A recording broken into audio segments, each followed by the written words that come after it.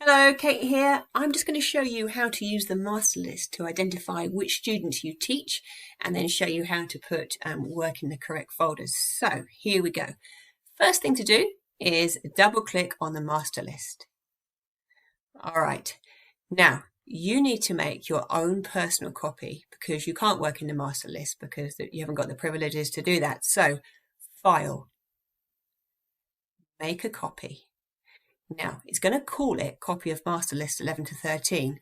That's going to get confusing because it needs to be your personal copy. So all you need to do is change it to KMO's or whatever your cipher happens to be. So I'm making mine KMO's master list. If it was Nikki, she'd call it NUM's master list, whatever. And then you click OK. There we go. So I've got my own copy of the master list, and because it's mine, I can edit it and do stuff as much as I want. So got this list of students here. I want to be able to see quickly and easily which ones I teach and what subjects I teach them for so that I can work out what work they need. So you press Control and F, and that brings up this that very handy find box. That's Control and F.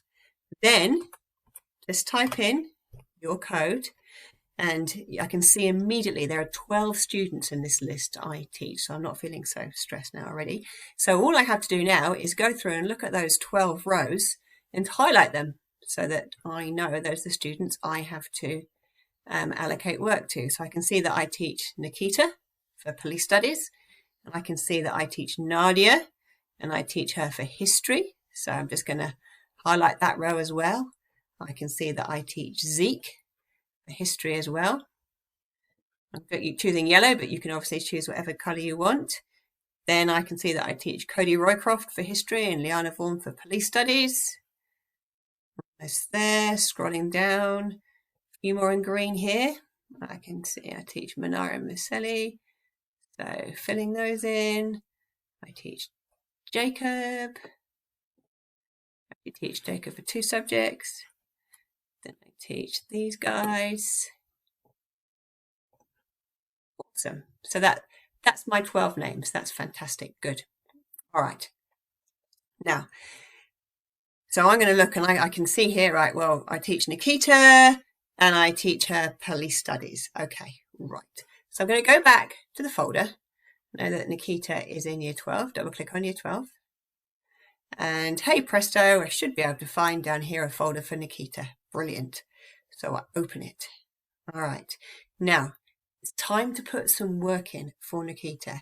Now, what's going to happen is Jane is going to open Nikita's folder, and hopefully she's going to find 7 subjects worth of work. She's going to print them all off, and she is going to distribute them. So I just need to make sure that any work that Nikita needs, I drop it in here. Also really important that I make sure that the work that I put in here has got the subject on it, so Nikita knows, what she's doing, and Jane knows where it's come from.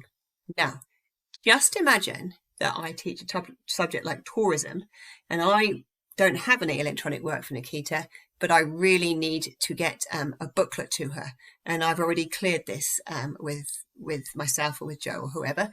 So I need to leave Jane a note. So new, document, create and share. And up here, I write note for Jane. Note for Jane. So Jane knows that it's a note for her. And I say history booklet. So history needs paper booklet.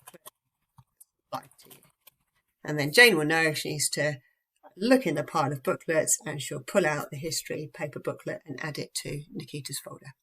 All right, all good. I hope that made sense. If it didn't, ring me, Zoom me, email me, and I promise I'll take you through it again. Awesome. Cheers, guys.